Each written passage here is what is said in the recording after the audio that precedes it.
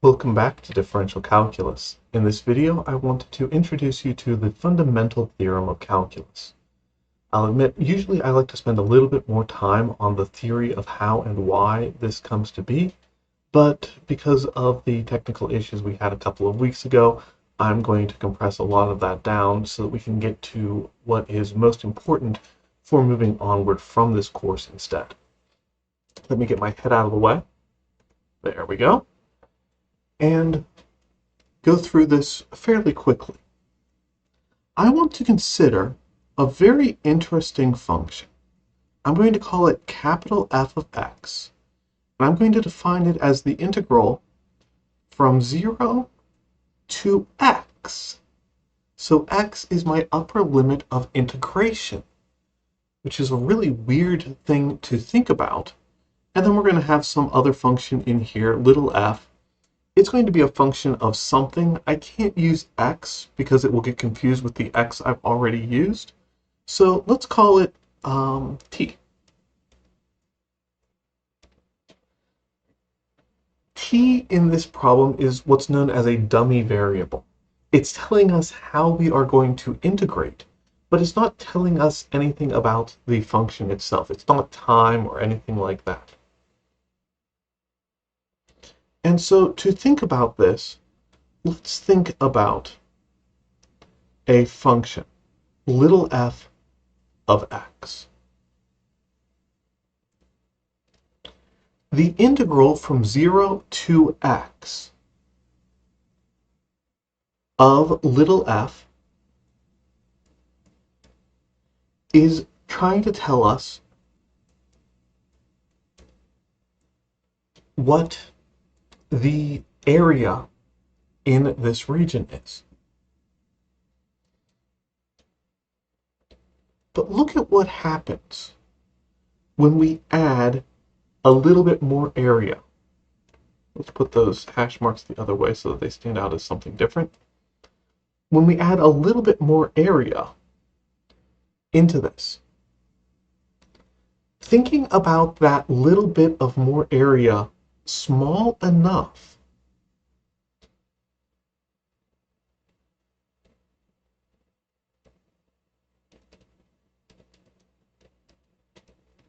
the amount that we add in is equal to the height of that bar. And the height of that bar is the value of function little f. This relationship between the integrand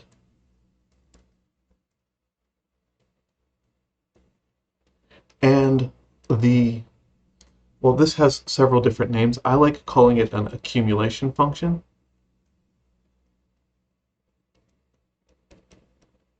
Is known as the fundamental theorem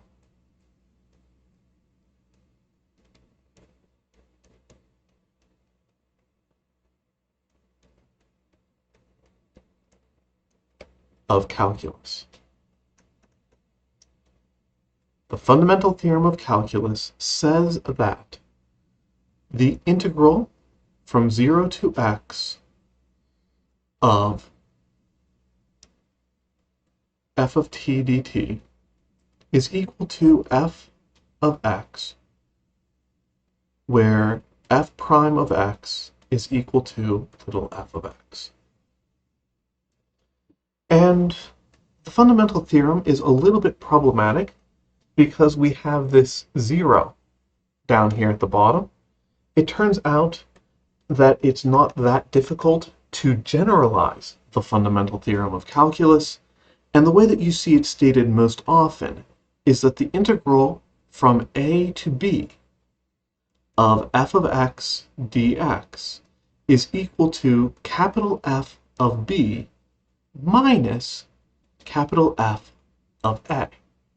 Again, where f prime of x is equal to little f of x. This is the fundamental theorem of calculus. That is quite a weighty title to give to something, the fundamental theorem. You may or may not have heard a fundamental theorem before, but you know two fundamental theorems from your previous coursework. The fundamental theorem of arithmetic tells us that every number has a unique prime factorization if you don't count one as being a prime number. The fundamental theorem of equations says that an nth degree polynomial has n solutions, not necessarily distinct. The fundamental theorem of calculus says that you can figure out how to deal with definite integrals by figuring out what to do with derivatives. Figuring out what to do with derivatives is not too bad. Figuring out what to do with integrals is kind of messy. So let's look at a fairly straightforward example.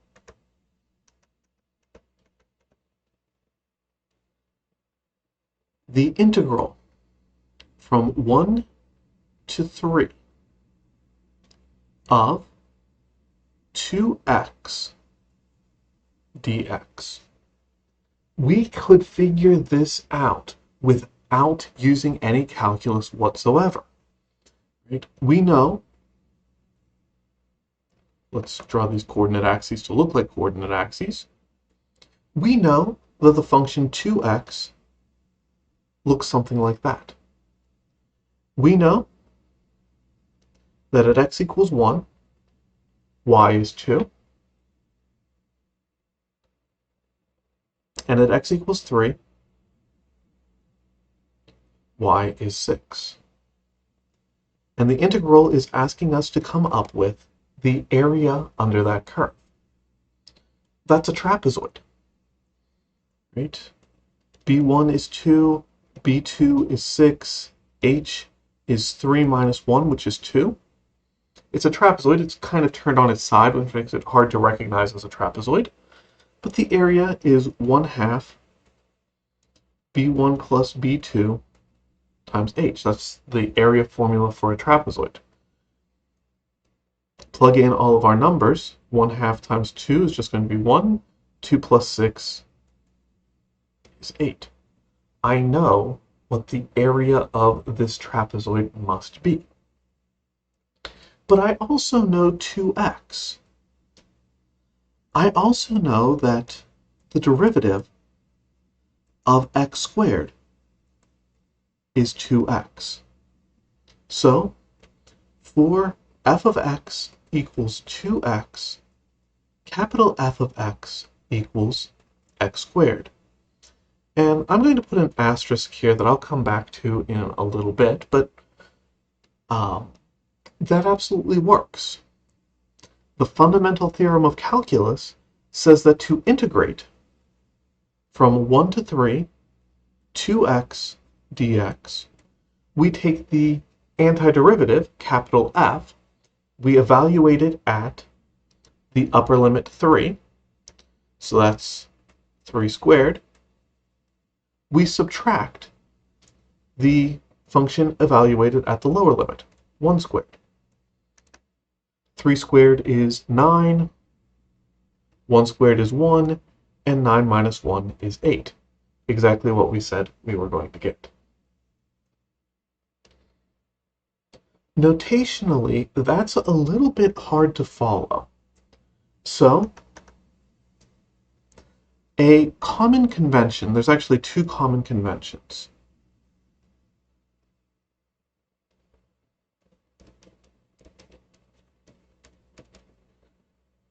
I like using square brackets. So we put f of x in square brackets like this, and we put the limits of integration at the top and bottom.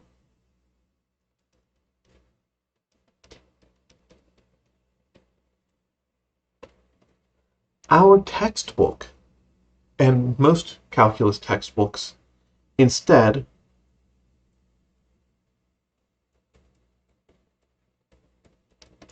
will just write f of x, put a vertical bar, and the limits of integration.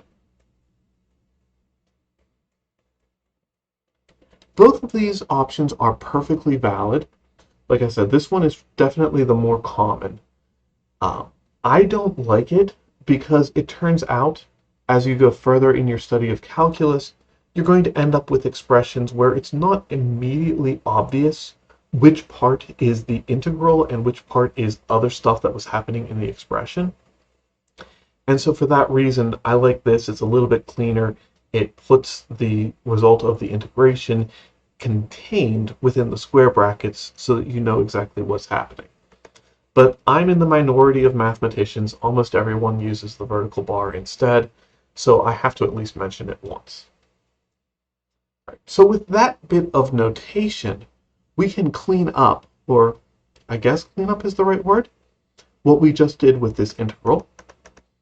And we could write it as the integral from 1 to 3 of 2x dx is equal to x squared at 1 and at 3, which is 3 squared minus 1 squared, which is still 8.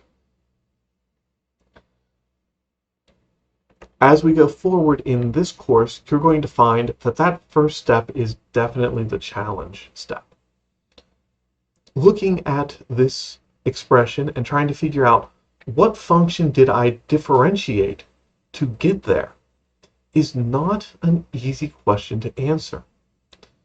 And so having a notation to put down what you did and where you did it is very valuable to us in trying to communicate the process of calculus. The last thing that I want to mention in this video, I put that asterisk the first time I wrote down this x squared. The reason for that, I mean, sure, the derivative of x squared is 2x. But the derivative of x squared minus 5, well, the derivative of x squared is 2x. The derivative of a constant is 0. That doesn't do anything. And so we have two different functions which have the same derivative.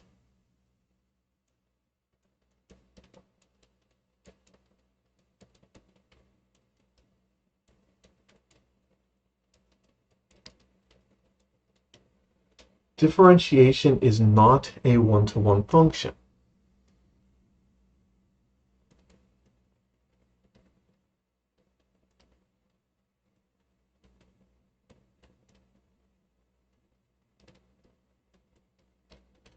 Which means that the integral is not an inverse of a derivative.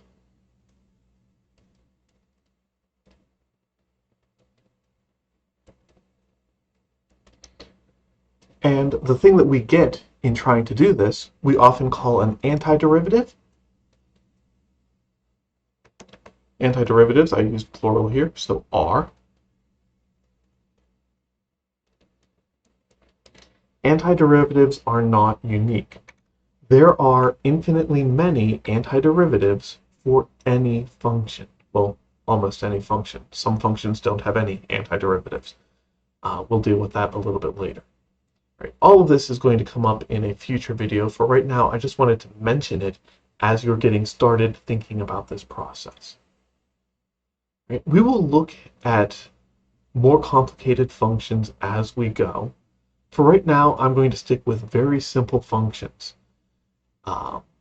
Very elementary functions, take the derivative of them to get something a little bit messier, and your job is to try to think up what function did I take a derivative of in order to get there. So let's take a look at this one.